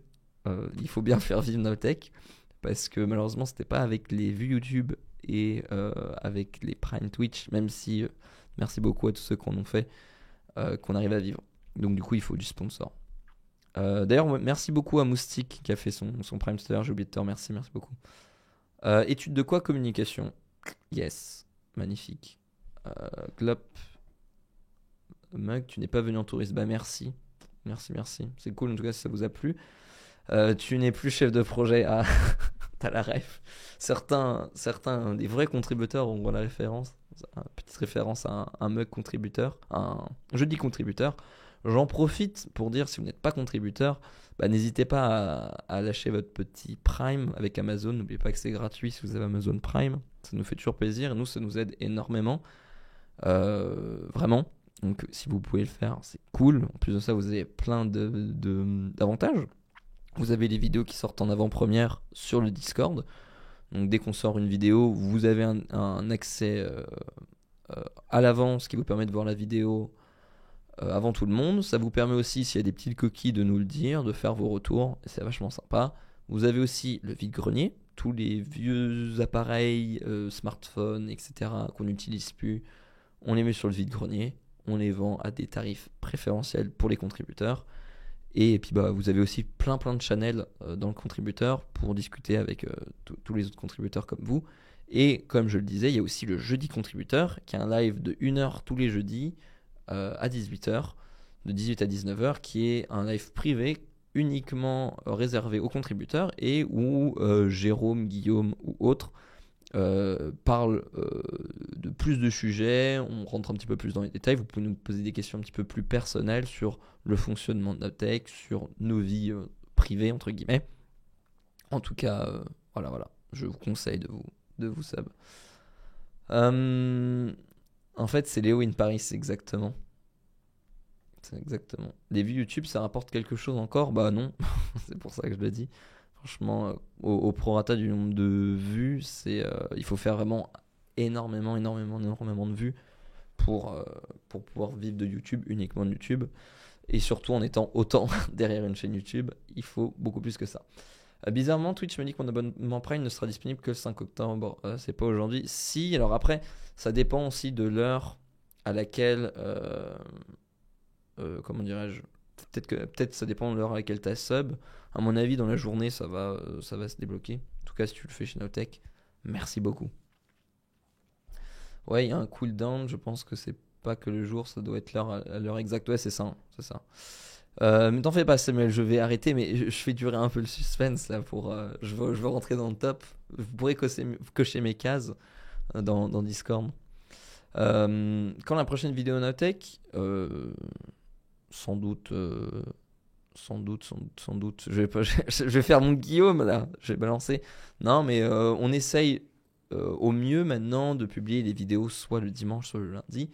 Et il y a de fortes chances qu'il y aura une vidéo qui sortira dimanche. Mais j'ai envie de dire, va voir dans le channel contributeur. Tu pourras peut-être voir la vidéo en avant-première si tu es trop impatient. Voilà, pour rentrer dans le top 20, il y a encore une demi-heure à tenir. C'est parti, on fait un nouvel article si tu veux, mec. Faut pas me lancer. Faut pas le lancer. Voilà tout. Bon, en tout cas, on va aller voir qui est-ce qu'on va aller raid. J'espère en tout cas que ça vous aura plu ce petit mug. C'était mon premier vrai mug. Je n'avais fait que des mugs de l'été. J'espère que ça vous aura plu. C'était un petit peu chaotique, mais j'ai fait au mieux du moins pour vous satisfaire, je l'espère. Mais je ne suis pas connecté au compte Twitch sur cet ordi-là. Donc, petite seconde, je vais prendre sur mon Mac, voir qui est-ce qu'on peut aller raid. Il y a Frandroid qui est en live, on peut raid Shadow Legend.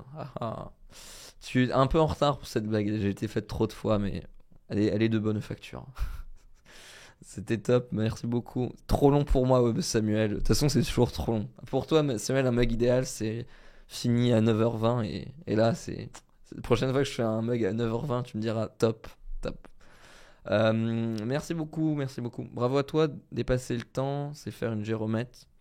Bon, il n'y a pas que Jérôme qui dépasse le temps. Il n'y a pas que Jérôme. Alors, gestion de stream. Vous me dites à quoi? Il y a qui? Il y a Frandroid, il y a ici Japon. Je vais regarder ça tout de suite. Tac. On te revoit quand? Merci Léo, bonne journée. Aucune idée quand est-ce qu'on me revoit. Là, j'avoue, j'ai pris le relais parce qu'il y avait Jérôme et Guillaume qui n'étaient pas disponibles aujourd'hui parce qu'ils sont en déplacement dans un event. Mais allez, je pense qu'on va aller raid Frandroid. Il y a un petit peu plus de monde sur ici Japon. On va faire. On va aller raid nos amis de chez Frandroid. Voilà, moi aujourd'hui j'ai remplacé Guillaume et Jérôme qui n'étaient pas disponibles.